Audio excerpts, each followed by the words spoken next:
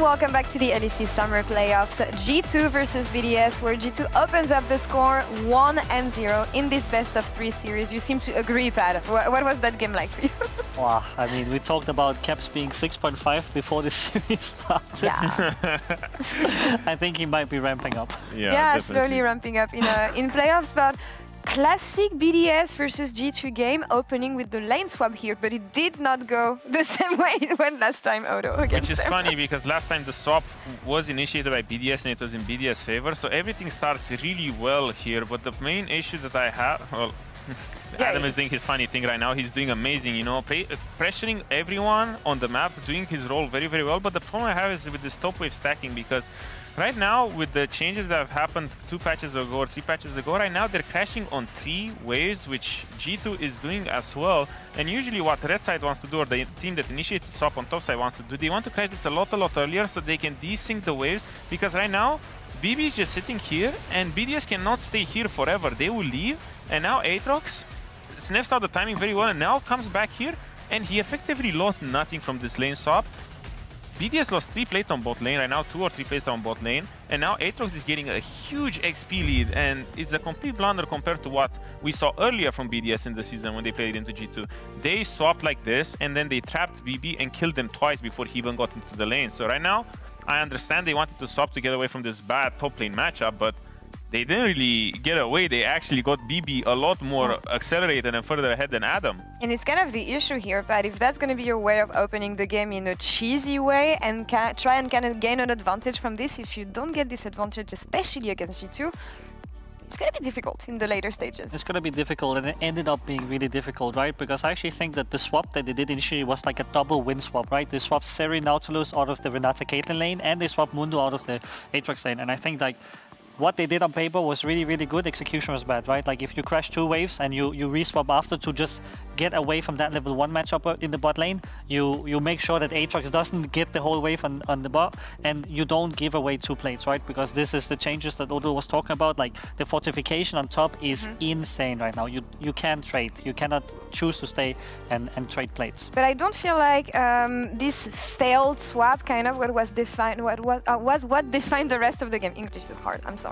But I do feel like when you're going to play against G2, they're going to be able to lock up the game and not let you breathe, and I feel like they did this every opportunity they could, starting with mid lane. Definitely, this Lucian pick was a little bit sassy for me, thinking about it, but the way they played around mid lane and the execution was just great, because right now with this first initial play, sure, it ends up being a little bit of an even trade, but the thing that was the most important here was the flash burned by Taliyah, because now, from now on, even though this is a 1-for-1 trade, we are going to see further on in the game, they're going to keep punishing the Taliyah over and over and over again, and it's going to ramp up to caps being an absolute terror this game, and Pat is really happy because so good.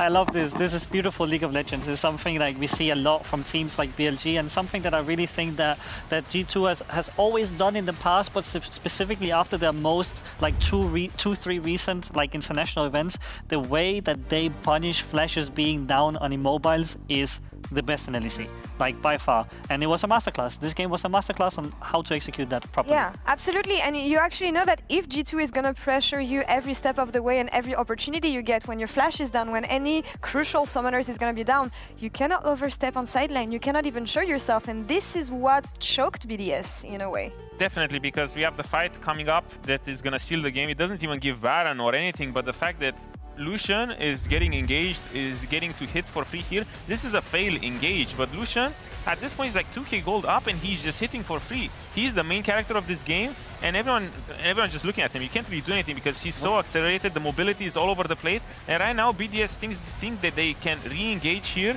onto Cass even though they have Nautilus ult, but right now, after this, they don't get Nashor or anything. They get tier 1 top, they get tempo, but Caps is even more accelerated. There's been summoners used from BDS, and right now it's Caps' playground for the rest of the game. Yeah, I mean, no real chance to come back here for BDS with the draft that they had, or the map situation, or a bit of both.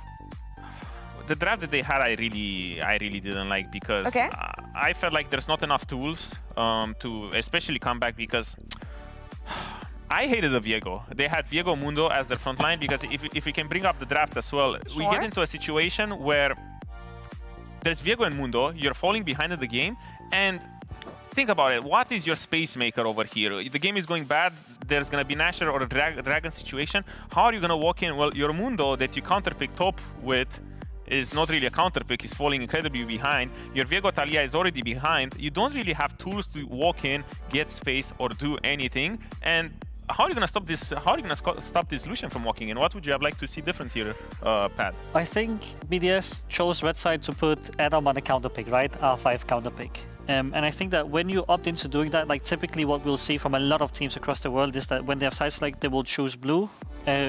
In this case, because Sejuani is currently the strongest jungler on the patch, right? So I think that what I would have liked to see from BDS is structure the draft in a way that would allow their R5, their last pick, to have immense value. Because when they lock this Mundo, neither you or me were feeling like this Mundo is like the game-winning pick here. And I think there's a few ways they can do it, right? They can draft a tank for what's his name? Sheo? Instead of Viego, and then they can have more flexibility on R5, because G2 ended up locking Aatrox for free because red team needed a tank on red 5. And I think that caused a lot of issues that shows a lot of issues in that draft structure for this approach. Which is kind of annoying because they're the ones who asked for the red side. Again, something that really surprised G2 when we discussed it yesterday. So I'm actually wondering if BDS is going to be thrown off by the fact that their initial plan didn't work, or what are they going to fall down to? Because usually BDS, when they try something and it doesn't work, we know that they're going to go back to easy to execute compositions, and that may be what I'm looking for here on their side. I would hope so. Are they red side again here? They are red side again. Oh. I think they will look to fix this little oopsie that they had with picking Viego into Viego Taliyah, because on paper it makes sense. Viego Taliyah is a great combo for 2v2 power, but in the grand scheme of things, G2 did a great job by picking Aatrox 4-5, because you know that you need to pick a space maker or a tank in the top lane, and it restricts you. You pick Aatrox, you cannot go Gnar or let's say Kennen. I mean, even Garen would have been good there. Yeah. We Back joked to the about gods. Yeah, it's hard to pick gods there when your jungler is Viego. So I would have liked to see what Pat said, where they swap responsibilities a little bit and enable Adam to play one of his signature picks. All right, opening of the draft here would be the same band. With exactly the same so far. Makes sense. You know that Jinx is the kind of champion that Ice is going to be really empowered on. Nice. I don't feel like you want to let him really here. Good band. I love the adaptation of the Sejuani ban. Exactly, because right now it provides a lot more freedom for the 4-5, because I don't really think that the problem was in the first draft, the first 3 picks. It was mostly 4-5 and how they chose the direction of the draft. But so far, I really like this because it will bring a lot more volatility, and especially if you're a team on red side, you do want to see this sort of volatility. But right now we do have Tristana, Corki, and Zyra open, so I think now it's more of a choice for G2 if they want to go for this Tristana or for this Corki, but I would assume that it's Tristana, of course. Tristana for caps, right there. Oh, has Nuke played Corki this split? I'm not really sure if I've seen him a lot on this champion. I think he prefers the Taliyah a little bit more in this sort of direction. I think if you look at Tristana stylistically, like what champs that works really well into Tristana, like the Corki matchup is like a 50-50 matchup after Corki gets tabbies, like he's fine in the matchup. But I think what I would like to see from Nuke is like the Taliyah or the Asir. Like Asir is one of the few champions that is okay. It's the Corki for Nuke. He's only had one game. I can't remember when it was. Just one game, yeah. I will find this one later. And yeah, the Zyra, a bit early, I want to say. I think with Sejuani out, it makes sense. Yeah. But as your resident Zyra enjoyer here, where would you pick this Zyra? Depends on what G2 wants to do, but like we know that Zyra is good in several situations. Rather you want to play against a range kind of composition, which is what G2 is building right now, or you want to play against hard engage. And I like the choice of Zyra here when you're going to have a Tristana, for instance. Okay. I would agree. Yeah, when you have the Tristana. Thank you. Good answer, Zyra. I passed the test of an actual TP. It's going to be the run back. It's funny, we just talked about this backstage, that Maokai doesn't see a lot of play, but Maokai is still Maokai. It seems the plant champions do have the highest win rate in the LEC, so I'm glad that they're staying to the roots over there. I'm curious how they're going to ramp up with Zeri. I think BDS has a lot more firepower. I feel like there is a lot of engage on G2 side with Ashe and the Maokai, so I think that the pressure is on BDS right now to secure early leads, because it is really hard to take back control of the map once G2 sets up this sort of control around the neutral objectives.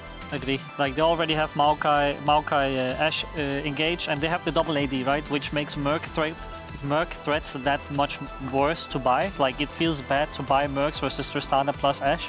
So they already have like the initial setup for making Mercs less valuable. And I think, like you said, BDS needs to win this early game. They need to punish this Maokai pick. They need to find a way to use the fact that Zyra is a faster jungler than Maokai. I really like this Nautilus ban from G2 because coupled with the Rel ban and Leona ban from earlier, there is not a lot of engage left for BDS side. So I feel like they're being dragged back into the composition that they had game 1. Well, in that sort of style of composition where Adam will be forced on a frontliner because there's just not a lot of frontliners left in the support role and you will need some engage. So we might have a tank versus tank Fiesta on the top lane, which would make sense given that both sides have double ADC. Yeah, I think Rakan ban here from... Oh, okay, I think that's just Rakan for BDS then. It would make sense. It also enables 5 pick for Adam, which unfortunately I still think... Well, now with Rakan being open, and if it's picked here, it will give up Adam a little bit of an opportunity to play a little bit more of a volatile and a selfish pick. Yeah. In that sense, he won't need to play for Teamcom so much. But okay, works too. It does fit the role, but question is going to be here if it's going to be Ashe support or Ashe AD. Like we haven't seen that much Ashe support this split, but. Varus Ashe would be a that would be scary here. Okay, yeah.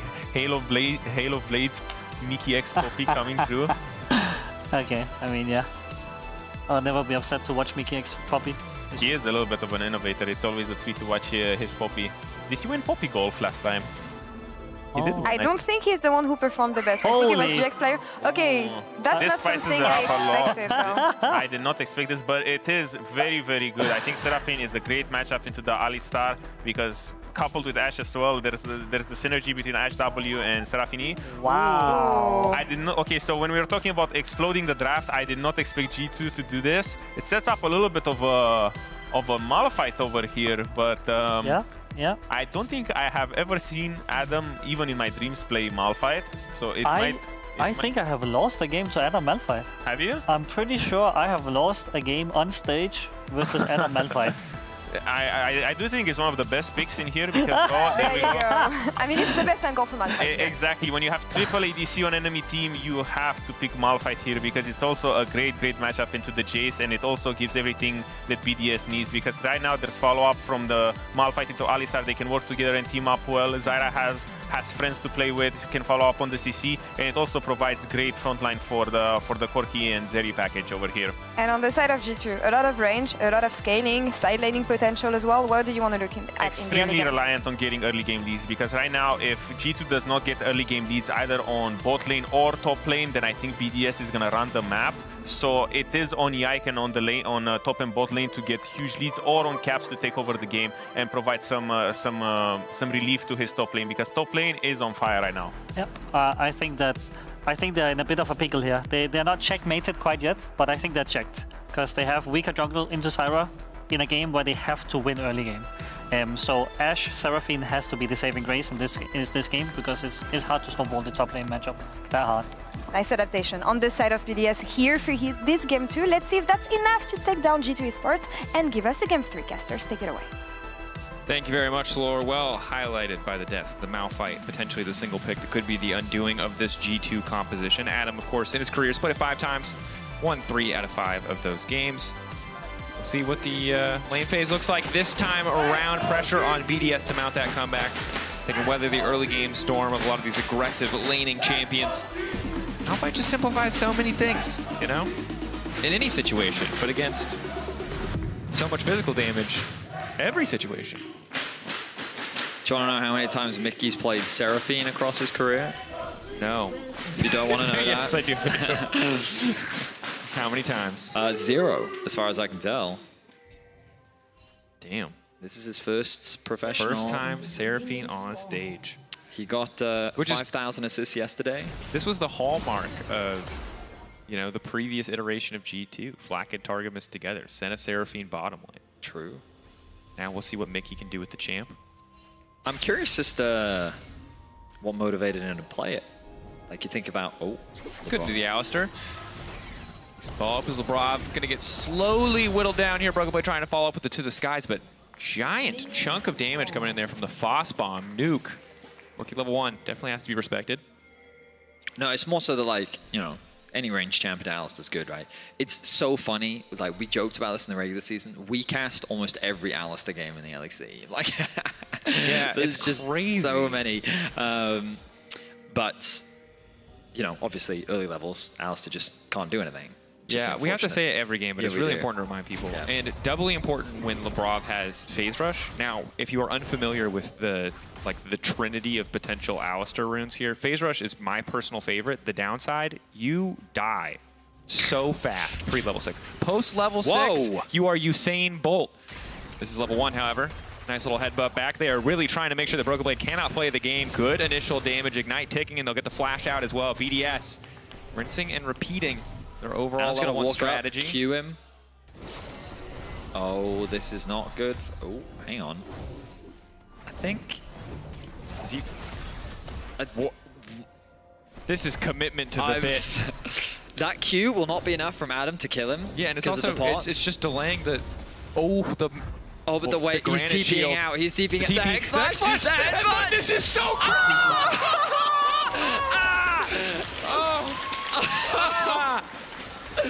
Oh, what did I just watch? Oh, God. Okay, we're fine. It's fine. He didn't give over a kill. Brokenblade did get half a level of XP. Yeah, that's definitely not ideal. Labrov doing his best Pickford impression there, just tries to find the save. It does not work out. Ooh. Well, while, you know, we all process that, let's take stock. Yes, let us process. Yeah, so Sheo has split the map, same as what we saw in game 1. He's stealing all those top camps away. Brokenblade, it doesn't have flash, remember. Root does connect, good initial damage, and they're just further zoning him away. I think one of the big differences here is that the Aatrox can lose gracefully to a certain degree. Jayce, not so much. Yeah, so I will say the biggest difference from this game compared to last game is Brokenblade is being completely denied the farm this time. Remember, everyone from BDS reset in game 1, and then Brokenblade still got like 2.5 waves, which gave him a full level over Adam. This time round, it is Adam who was proxying. He took the wave of XP. He did share it with Sheo, but now he is level 2, and Brokenblade was denied all of that farm. So this time around, Adam is in a much better position in terms of the 1v1, which is already supposed to be favorable for the Malphite when you do the Q-Max with the Comet. The downside is, I believe 3 plates dropped in the bot lane. Yeah, it's 3. So, Cap's now in danger. See where the rocket jump takes him, if they want to try and follow, dash over Yike here to cover. Trying to stand behind Caps just to stay safe. And okay, the gank is going to fizzle, so well played. Caps manages to hold on to his summer spell. 200 health, healing up as much as he can. And I gotta say, this is some professional level hating here coming in from BDS on the top side of the map. Brokenblade finally now gets to lane. The downside is G2's bot lane got to take so many plates. We'll see if the 2v2 feels a little bit better for the side of BDS now that Alistar gets to start the lane effectively at level 3. That's a good point as well. And Brokenblade. This is the matchup. Who wins the all-in? It's the Malphite. Quick thumbs up. Yeah, and that is the matchup. Brokenblade took a bad trade when he queued into the wave. Oh, Alistar. Mikyx trying to pull back. Has the double cast, but isn't going to use it. And BDS off to a nice start here. Yes, the gold is dead even. A lot of that because the early lane swap gold favored G2, but have now evened things up. And the lane phase is still going to be pretty tough for Brokenblade. Now, I'll remind you of the expectations that our analysts set for us. Early game lead needs to be generated for G2. Now, obviously, we're only 5 minutes in. However, the leads that they have been able to build are in the bot lane 2 vs 2, thanks to the plates that they've been able to secure. And Cole, auto coming through. That's going to be the stun. Barrier used. BDS happy just to have that. But ultimately, this Malphite is in a great position now. Once he gets 6, he'll have kill threat on the Jayce pretty consistently. And because Brokenblade did take a bad trade in the 1v1, Adam was able to punish him for it. He's now setting up a freeze, which also runs the risk of a potential gank. Fortunately for him, He should have information that Sheo is hovering around the bot side of the map. This does open up Yike to secure the grubs. Grubs obviously can help significantly enhance the power of a lot of these individual laners. Yes, Brokenblade a little bit behind, but he's still able to get lane cryo here. Takes a decent amount of damage though, and Adam's gonna just try one more time to kill him. Yeah, he will. Just walking up, whacking him, walk up, down smash.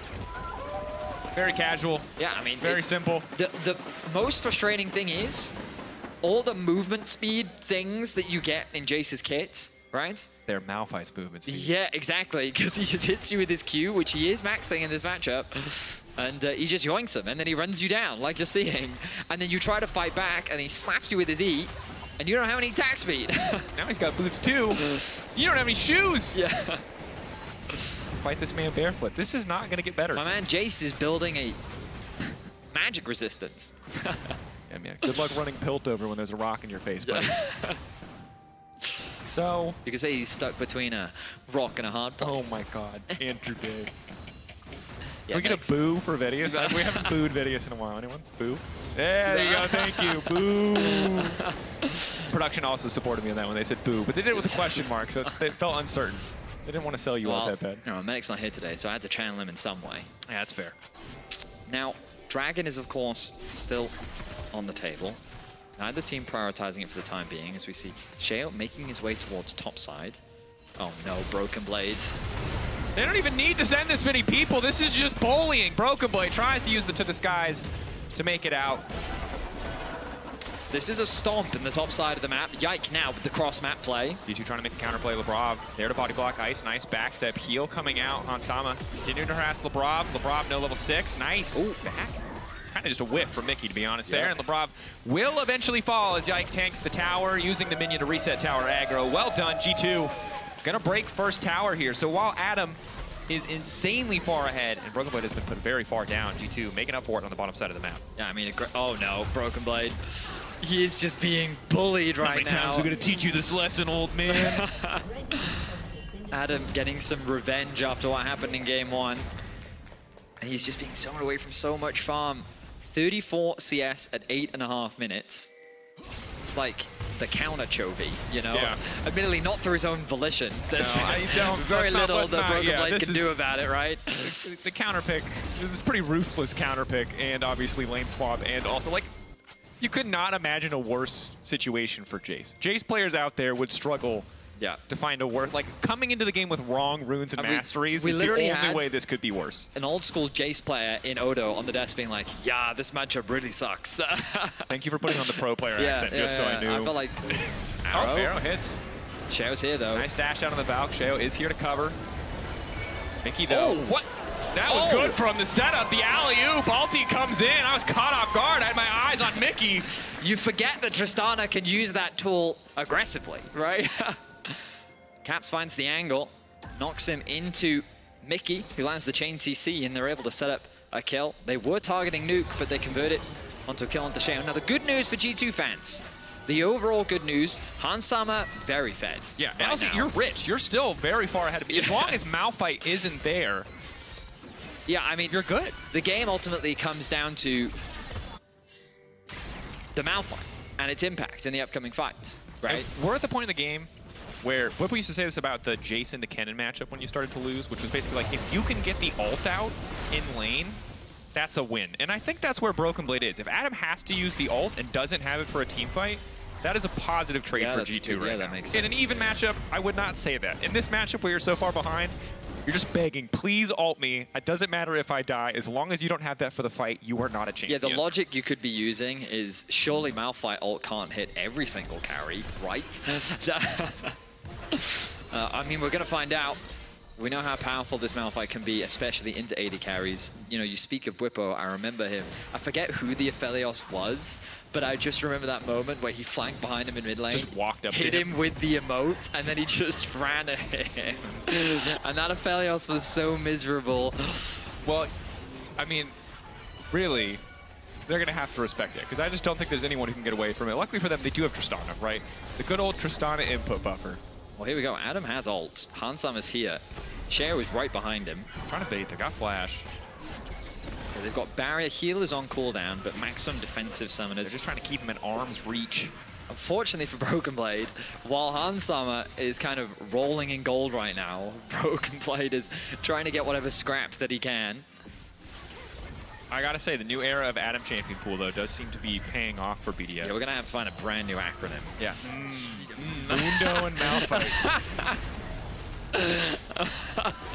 Not quite as strong from a branding perspective as gods, many would say, but I'm sure the play-by-plays will come up with a bunch of... How often do you say gods in your day-to-day? We all say all the time. Yeah. I think it's strong. Now, the grubs were secured while we were discussing such an important topic for G2. They've set their sights on Nuke. Big scrub buff, and again, it's only going to make that pressure that's coming out from Hansama and Mikyx together that much more threatening. BDS, if they can find grouped members of G2 to leverage the Alistar, the Malphite, they're in a pretty good spot, but again, the gold just continues to grow for G2. It feels very similar to last game. Some of the circumstances different. This time around, BDS obviously have a much stronger top lane, but overall, G2 still slowly, incrementally building that lead. Scuffle in the river, which G2 do not want any part in. You know how strong the Zyra can be. Yike is a level behind, but a single camp should be enough to close that experience gap. No dragons secured so far this game. BDS not really finding a good window to secure it. And again, like, there are pros and cons for both sides. The good news if you're a G2 fan is Hansama is very far ahead, very strong, in a great position to be the carry. Good news if you're BDS is you have the perfect champion for killing Hansama.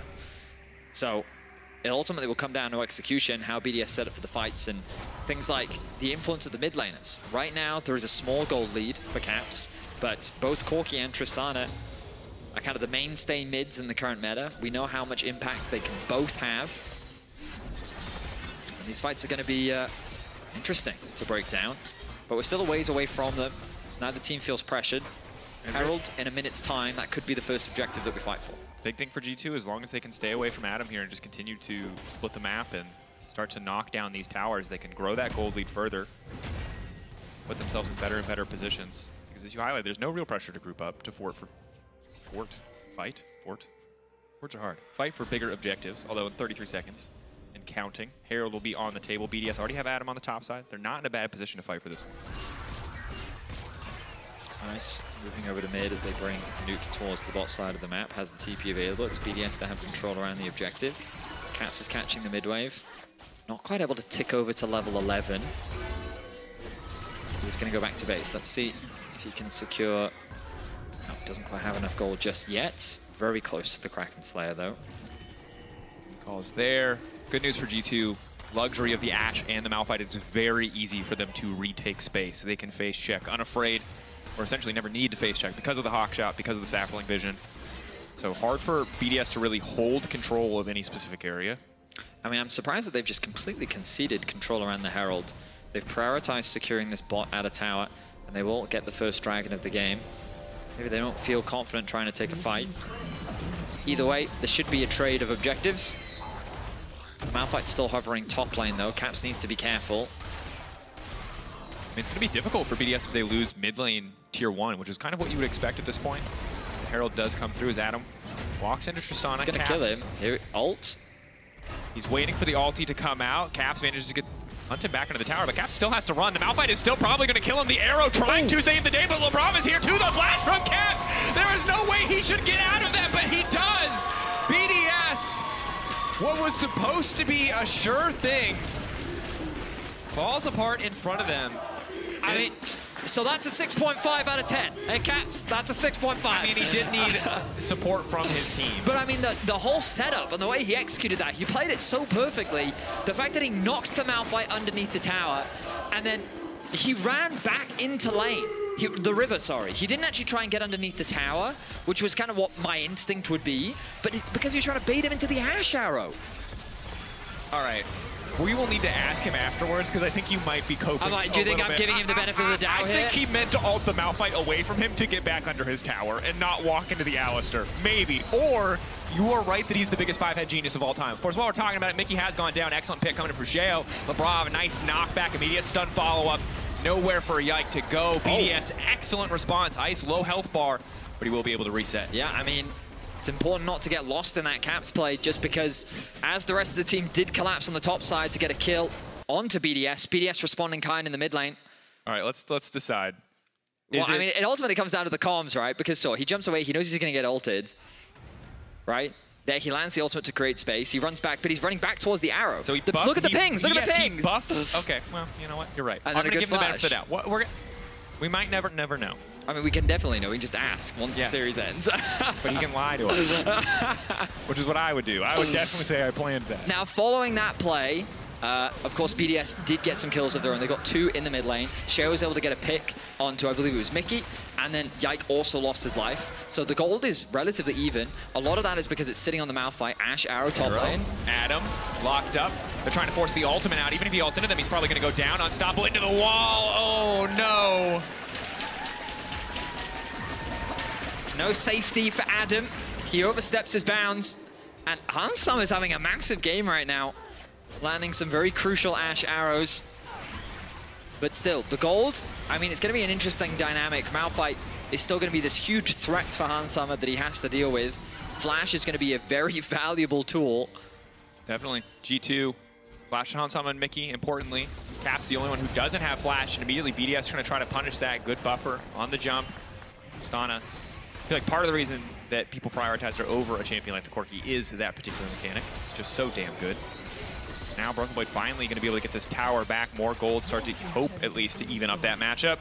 And G2 not afraid to at least walk in and take control of the mid lane here. Don't need to be too scared of Malphite. Ulti's still on cooldown. There's not really a huge amount for them to play for. Oh, they've spotted him on vision. He's trying to go casual as they're walking up. Labrov's got nowhere to go.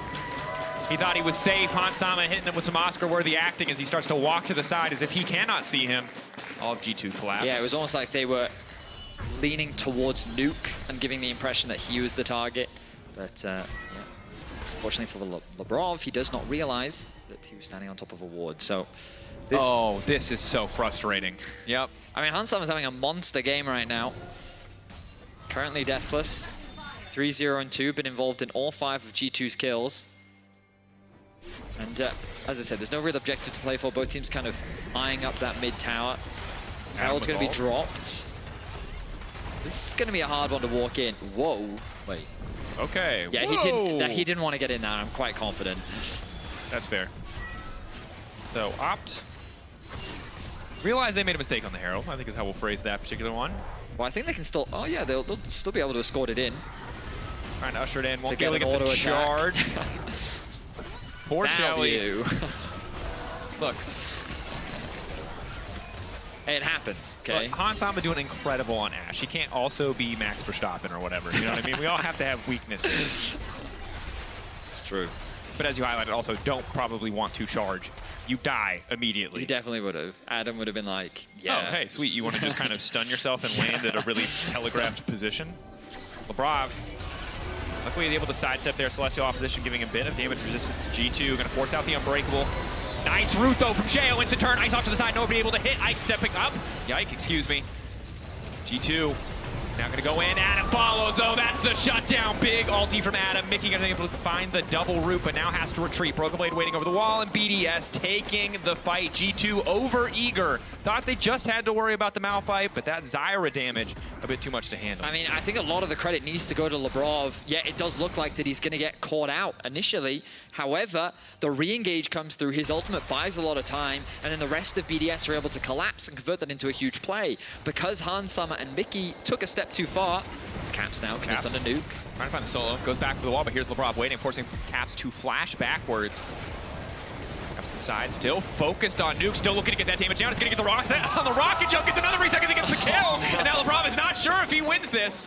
Waiting for the vision to fade away, now walking up, ushering him into the tower. Caps still wants to go, a little bit extra healing, punt back into the tower. Labrov! Woo! Oh, Labrov, okay, he's able to make it work. But wow, Caps able to find a kill in that exchange. It's Tristana on a side lane. It's a scary thing to deal with. And just like that, so many of the BDS members are drawn towards the bot side of the map. Reset's now coming through. Opens up this mid lane tower for G2 to siege onto. They cannot defend. They cannot walk up. 6 scrub buff, the Ashe, the Seraphine, the Maokai threat. And bear in mind, this Jayce is just free farming top lane the entire time. Gonna push in that wave, quickly go back to base now. He's a full level behind Adam, but better than he was a few minutes ago. And the poke will stick, right? That's one of the big things. There's not really a lot of sustain here. Alistar, a little bit of a heal for the team, but if Malphite and Alistar aren't in position to body block there, Jayce on 2 items is still going to hurt. Any chunk of health you can take off of Ice or Nuke or even Sheo before a fight makes them that much more vulnerable from one of these Ashe arrows, from one of these engage or setups from G2. I will say that G2 should definitely be afraid of trying to fight for Dragon right now. I think that without your flash on Hans, it's very scary to play into the Malphite. Adam just has a very obvious target to look for. I think Trist is going to be much harder to lock down. We've seen Caps buffer almost every ability in the game. Wouldn't surprise me if he's spent time in practice tool also figuring out how to buffer a Malphite ultimate. But even if he hasn't, Tristana's just slightly trickier to lock down. BDS setting up around the Baron. Is Yike now in danger? Nuke walking up, zoning Yike away. They get his flash again, making it that much easier for BDS to start here. Seraphine ult is always going to be scary. There's a potential for that multi-man lockup. And then Maokai ultimate around Baron, also very scary. Labrov, ulting, ready to go over the wall. Adam gonna find one, trying to lock down Mikyx before he can ult. Well executed by BDS, clean pick, but it's Brokenblade in the side lane, looking to get a tower back. TP response now from BDS. Looks like they're not going to start the Baron. Settling just for the pick. X-flash forward from Labrov, bit of extra movement, speed, headbutt. Knocked back. Now the redemption coming in, good damage on a Hans. Ice off to the side, immediate lightning crash. Capso now wants to turn this one back. Caps trying to free-fire on Adam, looking for the reset on the satchel charge, means he can jump again. Ice has to be careful, caught between multiple carries. Brokenblade put behind, but he still does a hell of a lot of damage. Caps finding one, and there you go, baby. Like we're watching Mario Maker, Goomba stomping his way through that fight. TP flank from Caps, looking to collapse onto Nuke. All right, Nuke. Can't do much here, tries to finish the tower, doing so much damage on the Caps. Wants to get the reset. Caps with the knockback flash forward from Nuke against the shutdown at the very least, but Brokenblade is there to make it a 1-for-1. Some revenge for Nuke, but it's an ace for G2. Adam, you've got to remember that he used his ultimate earlier to catch out Mikyx, and then while it looked like a good collapse onto Yike and Hans Summer, it ends up just being an open firing range for Caps to just dish out all this damage. They commit heavily onto Yike and Hans. A really nice ulti comes out from Sheo, locking up the 2. Ice then in a great position to ulti, but the damage is still good from Hans. And then look at the positioning of Caps here. He feels safe, he takes out the front line first. Brokenblade just buying time. He then creates space between him and Ice, and he allows Caps to clean up. Triple kill for him. And I don't know how many times we said this, can teams really afford to give this man Tristana? And every time they do, sure, you kind of deal with him in the laning phase. You don't really allow him to snowball, but the moment he unlocks himself in a side lane, he keeps finding these type of plays. And now he has his Infinity Edge completed. Yeah, and with any champion who has a movement ability that resets, you have to be really decisive in your fights. If you make mistakes, the champion has so much more effective power. Nuke gets 1 Valk, Caps gets 20 rocket jumps, right? It's just not a balanced exchange. And the Corki, we know, 1-2 items, much stronger, but Caps 3 items, Navori, the IE, Kraken Slayer, just so much power here. Blascone going to spot them, crucially Shock Blast to deny the recall. Caught! Shopping! Sheo does get the ulti down, but as you said, Baron now on the table for G2. Such a massive mistake there. He doesn't realize that he gets spotted out. The Ashe arrow sets up the CC, and now BDS, they have to concede it. They don't have the smite, they just be throwing their lives away. Nuke on the cross map, trying to push in that bot wave. They've pushed in mid as well. They can try and steal away some jungle camps. Maybe there's a world where they can secure this bot tier 2. But G2 with a massive pickup there. Hans here. Blue Trinket down to see if BDS are indeed setting up a trap.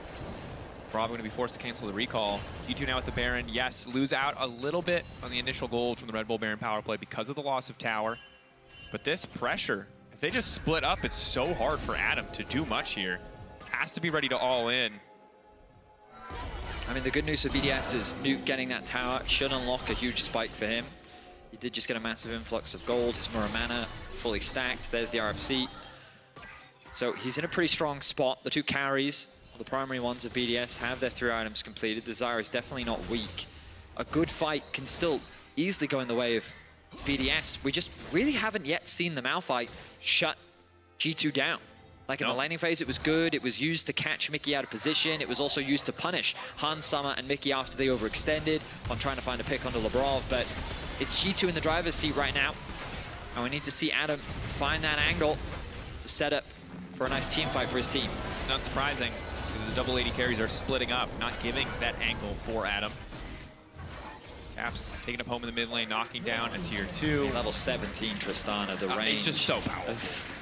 The mites as well, the 6 grub buff just continues to make it so much easier for G2 to siege. Now Brokenblade's range is nice to have. Again, you can see Nuke slowly getting chipped away at.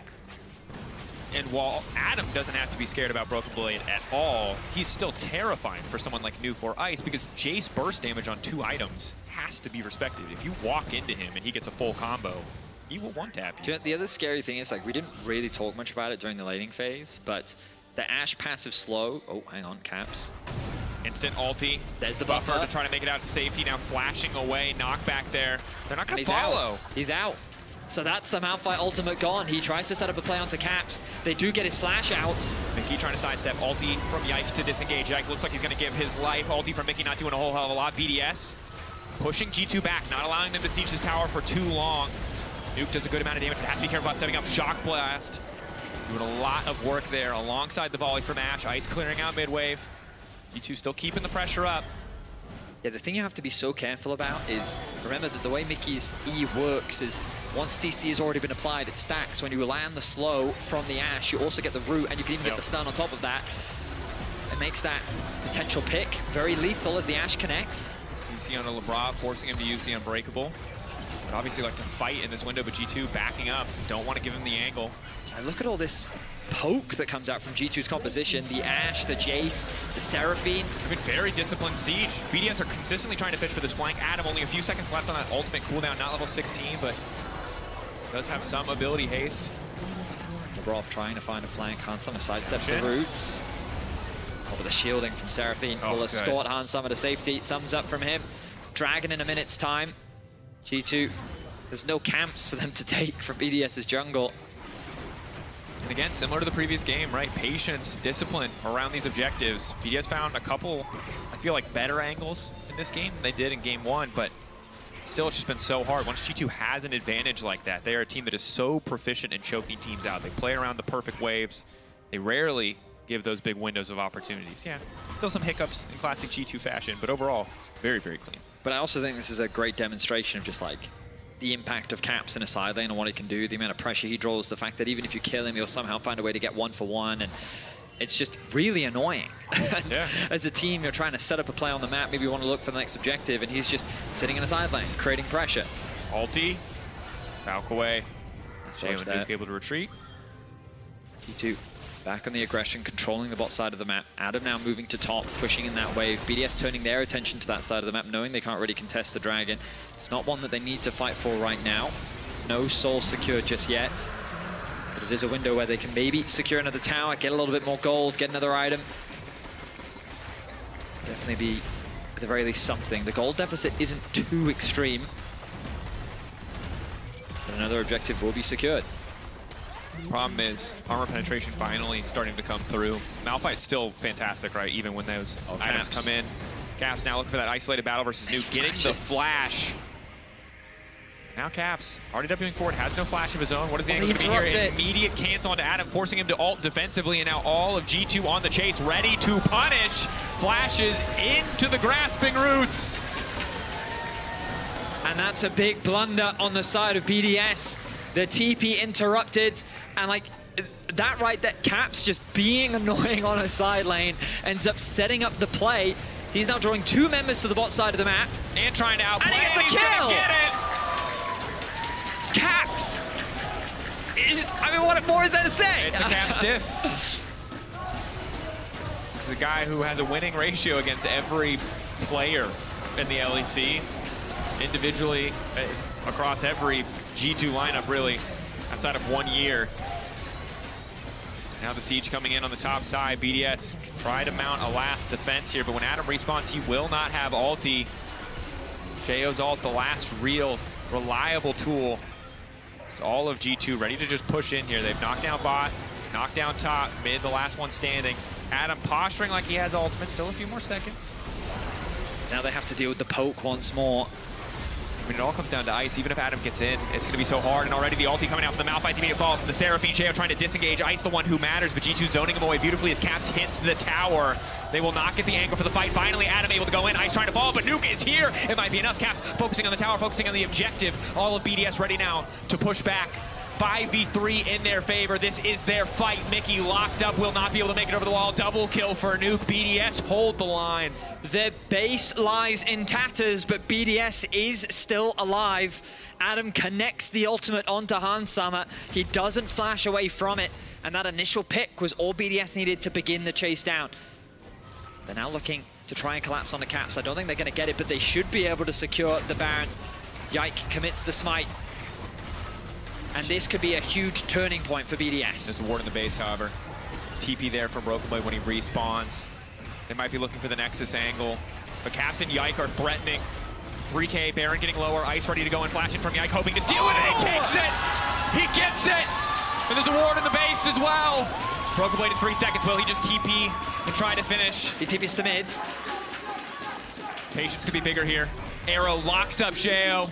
Long range, about a 3-second CC. They're not going to be able to follow up. Sheo's got nowhere left to go. Flashing out, decent damage. No autos, but it doesn't matter. Caps still has enough damage. Doesn't even need to hit him. They G2. know they have the numbers advantage. The Baron buff on Caps, and Yike gets a steal. 2 versus 4. He finds a way in. There's just, what can you even do at that point? G2. 7K gold lead, 3 Drakes. They don't even need to play for a soul. BDS trying to hold the line, but again, if any one of these 3 carries gets close to the Nexus, they'll shred through it. Adam with ulti. Careful of Adam, exactly. Level 16. Still, they want to go for Caps. The flashback, Labrov getting lower. Nuke completely outdamaged, outscaled. Just keeps doing it. Hansama off to the side, ulti in, but he buffers it. Now finally Ice able to fire back. Ulti, lightning crash, wants to walk forward into Caps, but has to be careful. Does do a good amount of damage, but just outplayed. Caps is too damn strong. The GOAT of Europe reminds us how he got that title. And it's going to be a destined date with Fnatic, as G2 will win with a 2-0. We didn't get to see the impact of that Malphite. We saw it a couple times, but it just wasn't enough to shut down the Caps. It's just credit to him. Obviously, Hansama as well, early to mid-game, really finding those advantages, making 100%. sure that the time he got in isolation. But like, this game was a great example of the way in which he has impact on the game. The fact that he just does these annoying things in a side lane. I mean, you can vote for your key player of the series. I have a feeling I know who it's going to be. Yeah, Caps Hansama at LEC on X, but yeah, there's probably a clear front runner. Yeah, and I don't want to take anything away from Hansama. He ultimately did have a very good game. Certainly did. He and Mikyx made that one overstep around the topside river, where a nice TP came in from Adam to be able to punish. But aside from that, he was really dominating in the laning phase. They played around him really well, and even though Brokenblade was put massively behind, his strength and the advantage that those two gained in the bot lane was a large part of why G2 largely kept the mid game neutralized. Yes. And then it was just Caps in the mid to late game that really kind of brought it home. I also am starting to wonder if maybe we need to take the Tristana off the table. Just like we asked that question consistently. Because a lot of teams have tried their version of, let me, champion, like we can deal with it. We'll trade it for something. Most of them haven't worked out, and they certainly have not worked out against Caps. No. But overall, G2 still the well-oiled machine we're used to seeing when they are in form. But on top of that, when you're pairing it with some of these all-star individual performances, when you have the micro and the macro together, there's a reason.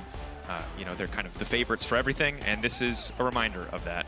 Now, we are getting ready for an interview, and before we go, reminder that the LEC is back next Sunday.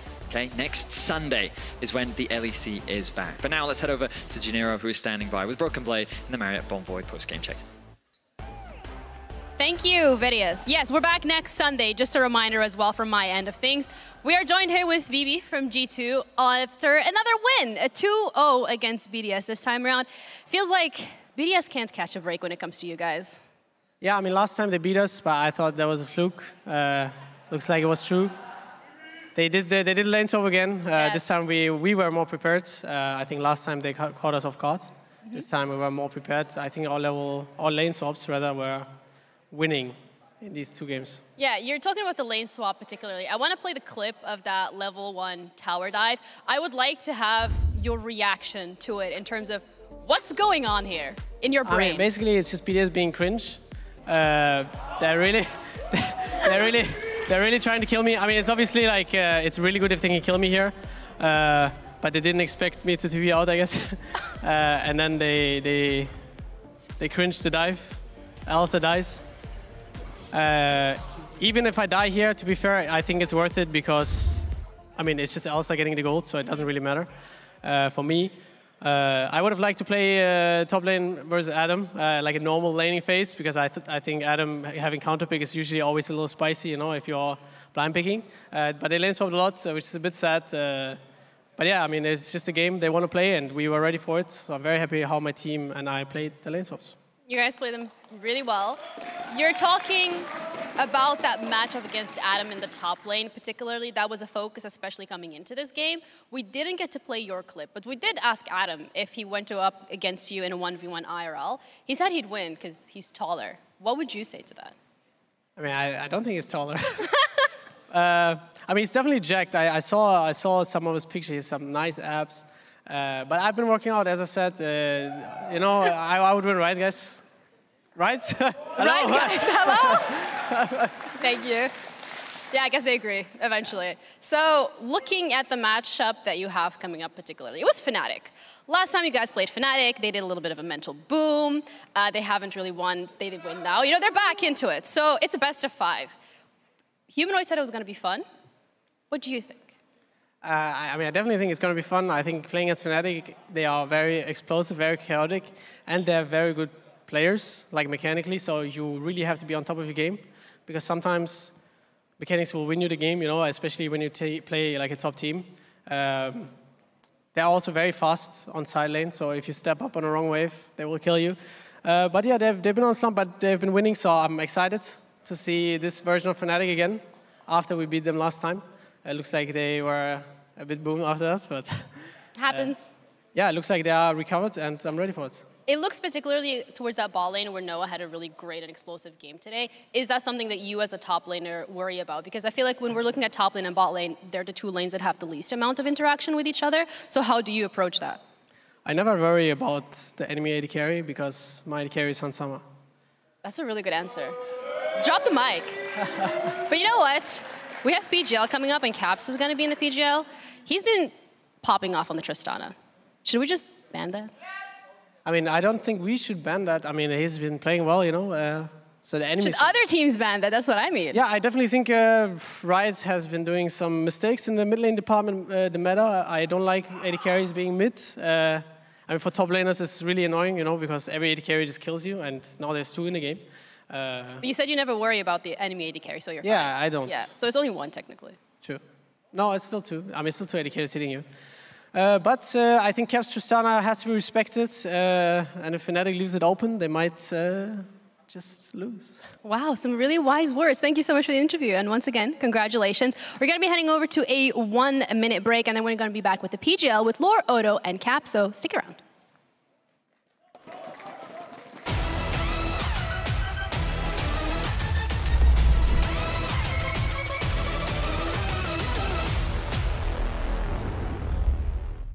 Wow, this is amazing. I mean, I had a break, so... do you want to try? I'll be right back. I want to try. Me? Maybe. What am I gonna do?